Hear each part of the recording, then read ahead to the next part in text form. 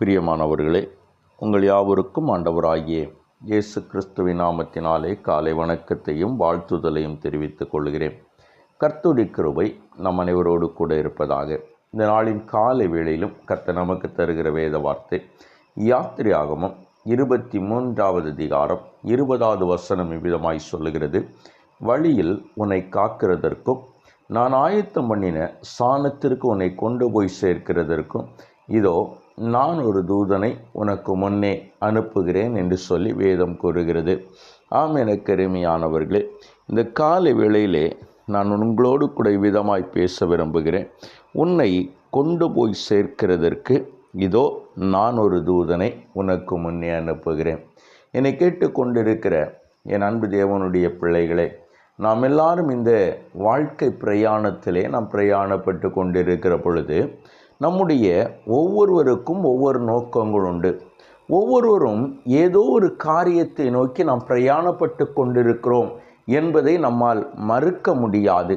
இந்த பிரயாணங்கள் அநேகருக்கு வித்தியாசமான ஒரு காரியங்களாக இருக்கலாம்.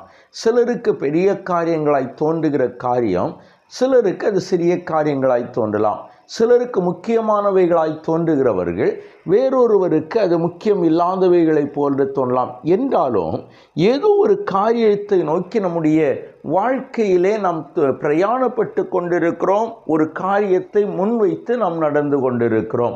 இப்பொழுது இந்த காரியத்தை முன்வைத்து நடந்து கொள்ளுகிற பொழுது நம் எல்லாருக்கும் ஒரு எண்ணம் இவ்விதமாக இருக்கும்: கர்த்தர் என்னோடு கூட இருப்பாரா? இந்த பிரயாணத்திலே நான் போய் சேருகிற இடத்திலே தேவன் என்னை கொண்டு போய் சேர்ப்பாரா?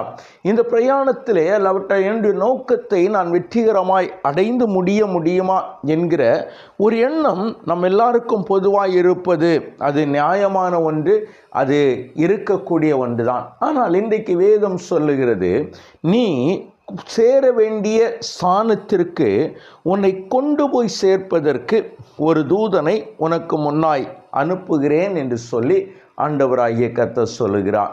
இது எங்கே சொல்லப்பட்டது என்பதை சற்று நாம் வேதாகமத்தை திரும்பி பார்ப்போம் என்று சொன்னால், சீனாய் மலையிலே கர்த்தர் இஸ்ரவேல் ஜனங்களுக்குரிய அந்த வாக்குத்தத்தத்தை எல்லாவற்றால் கட்டளைகளை கொடுத்து தொடர்ந்து நியாயப்பிரமாணங்களை கற்பித்து வருகிற பொழுது கர்த்தர் சொல்லுகிறார், நான் உன்னை கொண்டு போய் சேர்ப்பதற்கு ஒரு தூதனை உனக்கு முன்னாய் அனுப்புகிறேன். என்னை கேட்டுக்கொண்டிருக்கிற என் அன்பு தேவனுடைய பிள்ளைகளே, அப்படியானால் இந்த காலை வேளை, இந்த நாள் உங்களுக்கு தேவன் தம்முடைய தூதனை அனுப்பி உங்களுடைய காரியங்களை செவ்வனே செய்கிற காரியங்களாயிருக்கும்.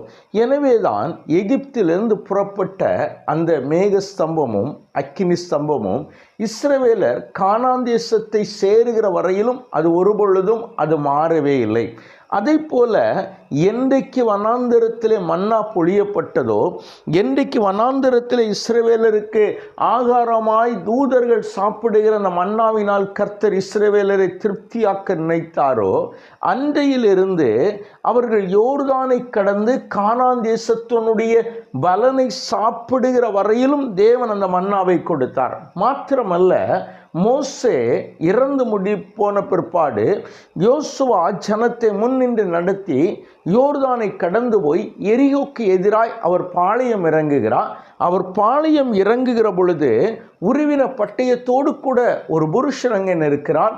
யோசுவா போய் கேட்கிறான், நீ எங்களை சார்ந்தவரோ அல்லாவிட்டால் எதிரியின் பாளையத்தை சார்ந்தவரோ என்று சொன்ன பொழுது அவர், நான் தேவனுடைய தூதனானவராய் வந்து நிற்கிறேன் என்று சொன்ன பொழுது யோசுவா பணிந்து கொள்வதை பார்க்க முடிகிறது.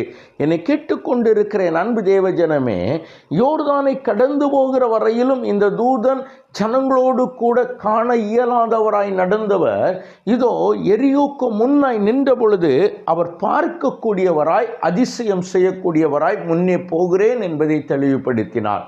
என்னை கேட்டுக்கொண்டிருக்கிற என் அன்பு தேவனுடைய பிள்ளைகளே, இந்த காலை வேளையிலும் உங்களுக்கும் அதை தான் செய்ய போகிறார். நீங்கள் சேருகிற ஸ்தலத்தில் உங்களை கொண்டு போய் சேர்க்கிறதுக்கு தேவ தூதன் உங்களோடு கூட வரப்போகிறார். எனவே அதை பெற்றுக்கொள்ளும்படியாய் கண்களை மூடி ஜெபிக்கலாமா?